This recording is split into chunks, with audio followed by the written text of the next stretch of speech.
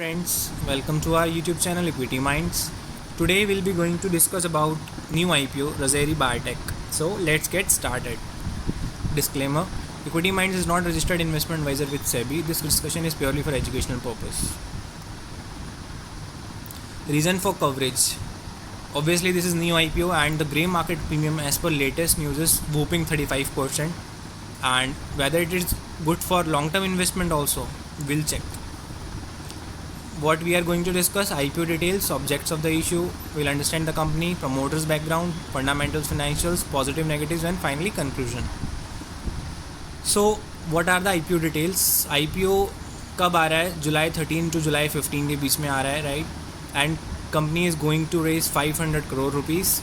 Face value of the share is 2 rupees. IPO price is 423 to 425 and lot size is 35 shares. Going to list at BSE NSE at a valuation of P 33.81. Market cap is 2000 crore plus, right? And retail कितना इसमें कर सकते हैं apply? Up to 13 lots, that is 455 shares. Promoter holding would be 73% post IPO. Pre IPO it's 95%. So what are the objects of the issue? Company क्या करेगी पैसे का? First of all, company will going to repay all the debts of the company, include interest, funding, working capital requirements, and general corporate purpose. So this retails के लिए 35% reserve है, that is 175 crore issue. We'll understand the company. It was incorporated in 2009 and क्या करती है company? Company is a manufacturer of textile specialty chemicals. It provides customized solution to apparels, animals, poultry feed and FMCG industries by offering a diversified product portfolio. Basically it's a B2B company, business to business. ये business directly consumer को नहीं cater करता. It operates in 18 countries including India, Bangladesh, Vietnam, Mauritius. As per the latest FNS report published on 30th September, it is the largest textile specialty chemical manufacturer in India. The business of the company can be classified into three main categories, which are textile specialty, animal health, nutrition, and home personal care. The company has 1948 different products ranged under these three categories. Most of the products are manufactured in-house, and the company has a manufacturing unit located at Silvassa with an installed capacity of 1 lakh MTPA, and company is also setting up manufacturing unit at Dahej in Gujarat with an installed capacity of 1,32,500 metric ton per annum. तो इससे होगा क्या? Next 3-4 साल के लिए capacity इनको नया नहीं लगाना पड़ेगा, बिकॉज जो कैपेसिटी क्रिएट करेंगे उसका डिमांड 3-4 साल तक they can cater. So no further capex. And Razeri Biotech has also have two R&D facilities in Silvassa and Mumbai, right? And to focus on new product development, formulation and cost competitiveness. It has more than 194 distributors across India, 27 distributors spread in other 17 countries. Now we'll come to promoters background. So who are the promoters of the company? Mr. Edward Menezes and Mr. Sunil Sherry. जो Edward ji हैं, ये इन्होंने bachelor degree करी है science technology में, textile chemistry में from university department of chemical technology Mumbai university, and masters करी है मार्केटिंग में from L N Welingkar. He has over 25 years of experience in speciality chemicals. And mister Sunil Sherry has done bachelors degree in arts from the Kakatiya university and also has done diploma in technical and applied chemistry from Victoria Jubilee Technical Institute. Experience of 25 years of experience. No criminal cases as such. Also this is as per draft red herring prospectus and as per the search on Google. So this is the financials. Share capital 44 million, right? And total borrowings of 68 crores, 684 million, right? So 500 crore आएगा तो debt free तो हो ही जाएगी obviously, right? And about growth, earning per share and all we'll discuss in next slide. So here comes the next slide. Sales. We can see how company is beautifully increasing the sales at a 41% CAGR. EBITDA 80% CAGR.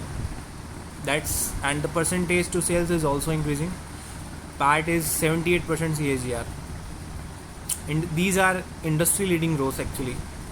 Nobody in industry is having these CAGRs. PAT is also increasing as a percentage to sales, right? Return on net worth, net and return on capital employed ratios are also industry leading, very good. Debt to equity is negligible, and this will be zero post IPO. What we should see here, like here is net cash flow from operating activities. When I checked the cash flow statement from Red Herring prospectus, what I found that in September ending quarter, this September 19 half year ended, company has negative cash flows from operating activities. That's bit not looks good, and have consequences also if this continues. So what I check, PAT in these 3.5 years is total 117 crores, and out of this getting converted in cash flow is 74 crore, that is only 63%. I'll come to that why this is so, and there are reasons behind it. So हम एक बार sales breakup देख लेते हैं. So as we discussed, company is the largest textile specialty chemical. 2017 they had 78% of the sales for textiles. 2018 72% almost, 19 52%, and September 19 half year ended 45%. So this is decreasing trend, right? And home personal care in last up to September 19 half year it was 46%. Animal health and nutrition is 9% of the sales. So this is what we got from the Red Herring prospectus figures. Now this is also from draft Red Herring prospectus. What this is saying, that जो textile chemical market है बहुत ही fragmented है and comprises 500 large and small players. और India में जो ये large majority of textile manufacturers हैं, manufacturer जो होता है और जो बेचते हैं वो अनऑर्गेनाइज्ड होता है. So catering to price sensitive customers, this large unbranded market is a target for unorganised textile chemical manufacturers. Apart from the manufacturer, there are many blenders and resellers present in the market, with a total count of these companies exceeding 800. Fragmentation of the market can also be attributed in part to the weak enforcement of the environmental laws for smaller players. Right? These are some of the large MNCs, these are some of the large Indian players in textile chemicals and smaller Indian companies. So out of this, I saw this Phenotex Chemical. This is a listed company and commanding a stock P of just 13.5. Its current P is 13.5. Their balance sheet is also quite okay, right? So this is about competition analysis. This slide is also from the draft rating prospectus, where we can see the negative cash flows, right, in 6 months ended September 30, 2019. This is comparison with listed industry peers, again from the Red Herring prospectus. So they are saying that their listed peers are these all listed companies, wherein their P's are this much, and their P is going to be 33, right? But if we see